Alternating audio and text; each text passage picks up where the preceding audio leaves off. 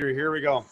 Hi, everybody. Welcome to the very first edition of the CCWC's live chats. Live chat being live recorded chats with some of the presenters and so on that will be taking part in the very first ever Central Canadian Wedding Conference. It's going to be held here in Brandon on the 1st and 2nd of November.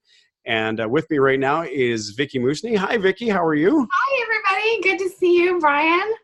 Yeah, I mean, it's been a challenge getting this thing to work, but we're here. Okay. You know, technology, you can't live with it, can't live without it. Just got to do the best you can. I hear you, and I appreciate your patience in getting this going. Of course, we're going to try and keep this to about 15 minutes, so if you don't mind, we're just going to get right to it. First off, to give our viewers a little bit of an input of what's happening, of course, everybody knows about the CCWC and that it's going to be a wedding conference, and it's one of the only conferences in Canada. As far as I know, it's actually the only wedding-specific conference in Canada. So it's pretty cool to be able to have some pretty awesome presenters. Vickie is going to be double timing it, whatever you want to call it. But not only is she giving a presentation on her profession, she's also going to be doing 2 workshops. Give us a little background, Vickie, on what it is that you're going to be bringing to the plate for us. Okay. Sure.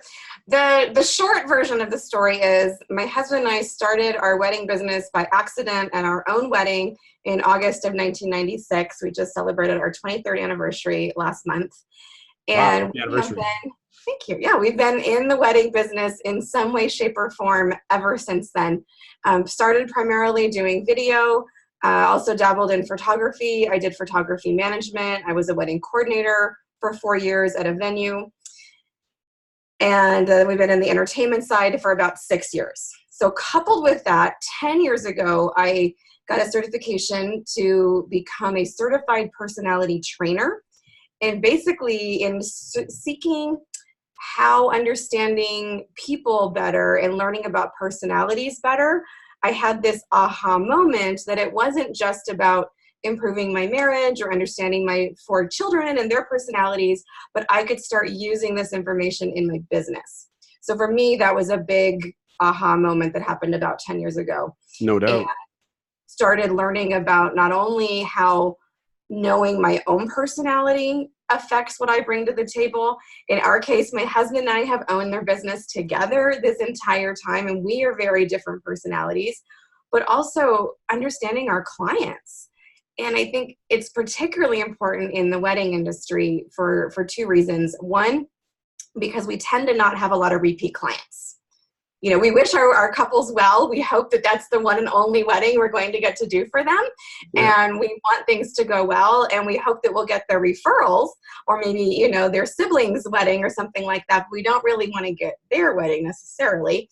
So we're always looking for that next, the next leads to come in and the next sales and the next booking. That's just a reality of being in this business. But the other thing that has really struck me is that we don't just have one client. So there's a lot of talk about finding your ideal client and marketing to your ideal client. Well, guess what? In the wedding world, we always have a minimum of 2. There's always at least 2 people by the very nature of weddings. And then, oh, by the way, if there are other people that are decision makers, if it's parents that are stroking a check or things like that, you know. Can you just hit mute maybe? Done. Perfect. Awesome. Sorry, I was losing my train of thought there. Yeah, that's okay. Glad to have other people joining us. It's just, speaking of personalities, I'm very easily distracted. That's just part of my yellow personality. But that's it. There's always 2 people, and you've got to be able to understand every personality type, because sometimes we might connect with one person that's getting married really, really well, but we have to serve their partner as well, or their parents, or their maid of honor, or whoever that other decision maker is that's influencing the day heavily. We need to be able to understand all of those personalities.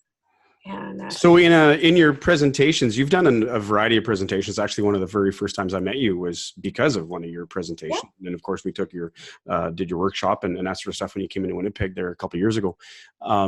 When it comes to my first all-day workshop, you know that, right? My first longer workshop. I'd done a lot of stage presentations and small group things. Yeah. But that was my first one, was actually the one in Winnipeg.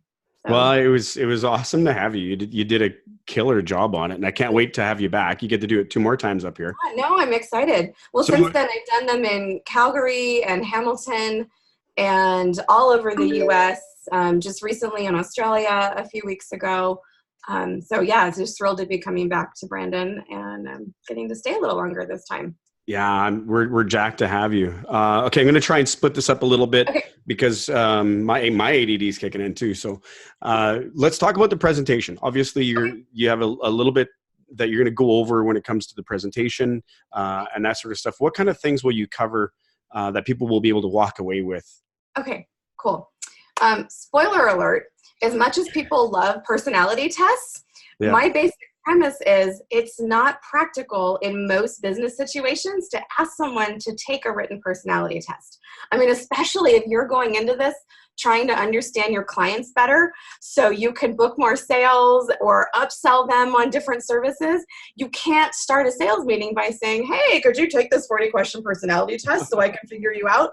So that's not real life. So we're going to spend some time in the seminar just talking about how do you make an educated guess on where on the personality chart, there's 4 basic personality types I teach about.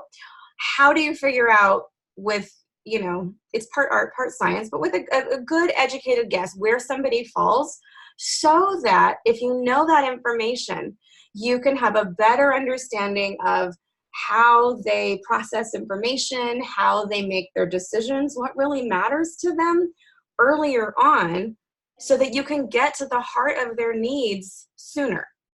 So it's not about sizing them up so you can label them, put them in a box. And it's certainly not about doing that so you can manipulate them.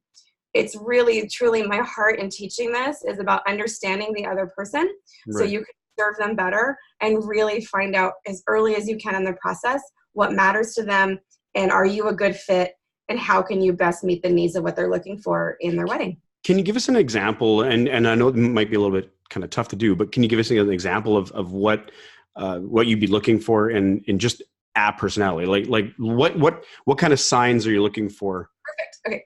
So I'm what I call a yellow personality. When I say yellow, I want you to think bright, sunshiny, loud. Okay.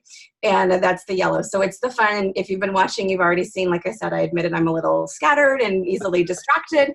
Yellows are like that, but we're also really, really fun people. So I would, especially when I was doing a lot of video work and even with my MC and DJ clients, I would tend to gravitate towards these yellow brides because we would naturally connect. We were both kind of fun and we loved talking about, all of the shiny objects that go along with planning a wedding, the details of the dress and all of the things that we can make sparkle and how, the party is going to make us feel like a princess, and we would totally bond over that. But you've probably heard that old adage that opposites often attract. Mm-hmm. So oftentimes, and that's very, very true, often, not always, but often, those yellow brides that I would meet with are marrying what I call a blue. It's the other end of the spectrum that I teach about, and it's the total opposite personalities. Blues tend to be very analytical. They're much quieter. They're deeper thinkers. They need a lot of details. So where yellows tend to operate up here and we're just all over the place and we make really emotional decisions and we're just focused on, well, what's going to make me feel like a princess and what's going to give me the most fun? A blue has a whole different criteria for how they make decisions. So it's not that they don't want their wedding to be fun, but they're analyzing it from a whole different frame of mind than a yellow. So especially then if you've got those 2 personalities that are marrying each other, what you can learn is you need to be able to speak both languages. Okay. And especially for me as a natural yellow, that part's easy. But I have to train myself to make sure I don't skip over the details that matter to the blue, that I don't accidentally overwhelm that blue client by being too loud. Right. And even in the way I'm sharing this right now, hopefully you can tell, when I'm talking about meeting the needs of the blues, I'm slowing my voice down and I'm quieting myself down. Oh, I was picking up on it right away. It was so neat to watch you change. And it's not being fake. It's just knowing that if I'm operating up here all the time and the other person's energy level is here, we're not going to connect. I'm not going to make them feel comfortable. I'm not going to be able to earn their trust and probably not going to be able to earn that sale. And the same is true of the opposite. If you're the natural blue personality and your energy level is down here, you might need to practice, how do you get up here if you're dealing with that yellow personality type? What do you need to do? And it can be as simple as having some self-talk with yourself on your way to a meeting with that person. Maybe you need to have some extra caffeine that day if you need to give yourself a little bit of an energy boost. But there are things that you can do to kind of speak the language that each person needs. So will you go over some of those things in the presentation? Absolutely. Absolutely. I have a new book out called Color Me Smart. And SMART is my acronym for sales, marketing, abilities, relationships, and teams. So in the presentation, what I want to do is give away one freebie, like super practical tip, like here's something that I can give you without you having to buy the book. Right. Okay. And if you want the book for future reference, I'll have some copies with me, but I'm not into being like an infomercial. Right. I've been on the other side of that way too many times, and I won't ever do that to my audiences. I will make sure that you have one really practical tip for each of those 5 areas of business. So something that you can take into your sales meetings, something that you can use to analyze your marketing and make sure you're marketing to the right personality, abilities in terms of understanding your own natural strengths and weaknesses, and how you can really maximize your personality. Because a lot of us work alone, or we're running our own business and we're wearing a lot of different hats. So if you can understand how your personality operates best, then you can figure out, what you do best and how that relates to other people. And then the relationship side, conflict resolution, and then teams. If you have a team or if you need to form a support team of some kind, what you can do. So I'll have practical tips for each one of those 5 areas. So many times we get asked the question, what's the difference between a presentation and the workshop? The workshop, you have 2 of them coming up. There's going to be one specifically about weddings and how it relates to weddings, and the other will be small business in general and that sort of stuff. I imagine there's going to be a lot of crossing in that. When it comes to, though, what you're going to get, for the extra $175 or whatever it is for the presentation, or sorry, for the workshop, what's the real difference between the 2? The real difference is who's doing the work. In a seminar, I'm the one up front with the microphone talking 95% of the time. I will use that time really wisely, but that is a shorter amount of time. So I'm going to throw out a lot of information at you, and I'm going to work really hard to give you lots of tangible tips. In a workshop, we're going to have more time together, and I'm going to have the attendees actually doing more of the work. You'll be engaging with more of the content. You'll be put into small groups with people and given a situation to analyze, or a task to perform, or a list to make, or different things. So it'll be a combination of me sharing more information, and then small group learning, individual exercises, and just lots of variety and a chance to really interact. So yes, I want my seminars, even if they're only 45 minutes or an hour, I want them to be action-oriented, but that ends up being more in the form of like a to-do list or notes or things to think about. But in the workshop, we'll actually dig into your personal situation and what area of that you want to spend more time in. So I go in with an outline of what we're going to cover, but the time is flexible because every workshop is always a little bit different based on who the group is and who the personalities are that are in that particular workshop. So, yeah, I guess we kind of hope that there's going to be a little bit of every personality in that room, right? Yeah, usually there is. Some groups are sometimes smaller than others. Typically, I see more what I call reds and yellows. Those are the extroverted personality types in the workshops because they're more likely to sign up for a workshop because it sounds fun and social.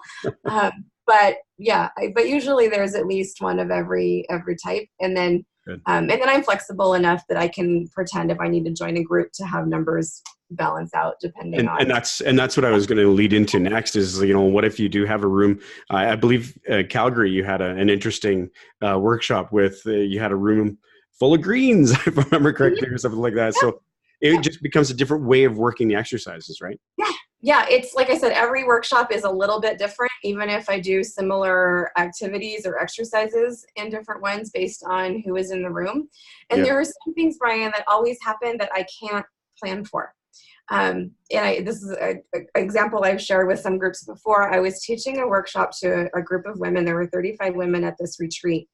And I put them into the 4 personality groups by color and gave them an assignment to do. And I was kind of walking from group to group to make sure they were on track. And all of a sudden I looked around the room and I'm like, where's the blue group? Like a whole group is just missing. And they had all gotten up, walked down the hallway, found a different room, and closed the door.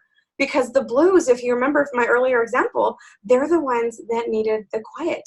They needed to be able to analyze and to process. And they were so annoyed by the yellows and reds making all of this other background noise that they couldn't handle it. And they wanted to do their job. They wanted to analyze the assignment. They wanted to have the right answers and be able to participate. But for them to do that, they needed space. And that was a perfect example that I didn't plan, but it's been great. And it also made me more aware. Depending on the space available, there are times when I'm going to say, okay, blues, if you guys need to go work out in the hallway, that's fine. I'll call you when it's time to come back in. And it's just a reminder to me that, you know, everybody is different, and I have to create a learning environment where everybody can learn according to their own personality. I've got to practice what I preach too. So wow. It's just every amazing. workshop is definitely different. It's amazing to see how different everybody is. And I know that, you know, since I've taken your workshop and so on, that I've you know, tried to apply it. And I'm really glad that we're bringing you back, because I need to re-immerse myself in this again, because it is something, it takes practice, and it takes repeating work. And that's where I really love going into the workshop sort of situation. Because I one of the colleges here, Assiniboine Community College, their phrase is "learn by doing," and that's totally it. I mean, absolutely. I can hear the presentation all I want, but unless I'm applying it and working it, making it work, and trying different ways, you're way over my head, right? So well, and if you have, you know, a business partner or someone that you work with, or a team on a regular basis, if you bring them all at least to the seminar, but ideally come to that workshop, it will change the way your whole team communicates, because you will leave with a new vocabulary. And for me, I'll still get messages from people whose staff I trained a couple years ago, and the boss will tell me, oh yeah, I just got this message, a phone message that my office manager took, and it said, oh, you need to call so-and-so. This bride is super yellow, by the way. And I love it, because I know that means that they're still using this language to understand and to serve their clients better. And I think the other reason it's important, Brian, is because so many times there's a really long time between when we first book a client and when the event happens. Right. And so somewhere in between those two things, if we're creating touch points, and maybe it's a phone call, maybe it's a planning meeting, but sometimes they can be, if not weeks, often months apart. Yeah. And you're dealing with how many other clients. But if you've got a little color code on their file, and before you go to call them or before you go to meet with them, you remind yourself what color personality that is, and how you go into that meeting being more prepared, you're just setting yourself up to create better connections and to serve better. Oh, that's a brilliant idea. If anyone walks away with one tidbit of information, that is beautiful. That's awesome. Yeah, color code your clients. And then, but again, in the seminar, I'll be able to give you all of the details of, you know, what the 4 colors are and the 3 main identifiers for each one. But it's more than we can do in a short video. But no, this is fantastic. I'm not a teaser personality. I will give you concrete information that you can use. Love it. Well, you're kicking off the day too, so that's gonna be a fun way to start the day. Yeah, we can't wait to have you. Again, thank you, Vickie, for hanging out with me for a few minutes and having patience and getting things working. And here we are. But thanks again for everything. Do you have anything to sum up before we sign off? No, I know we did have a couple people join us. Since we do have a few guests on live, if you guys want to put something in the chat, if there's something that you want to ask me, I'd be happy to answer a question, or I don't have to, but if you're there, you know, and you signed on, I'd love for you to. Here, I'll unmute Mac and Henrik. You're live now too. So, any questions there, Henrik? I was just like, I just picked up with this, like, this bride is super yellow. That is such a neat idea. Like, seriously, you got everything in there. You have a quirky little woman there. That's all you need to know. Seriously, like, yeah. It'll definitely, knowing it will definitely help you. Yeah. Like those little tips are sometimes so neat to know. Like, I'm going to use it for my other work now too. Like, oh my good, this guy's so yellow, or so red, or so green, or whatever. it helps everyone.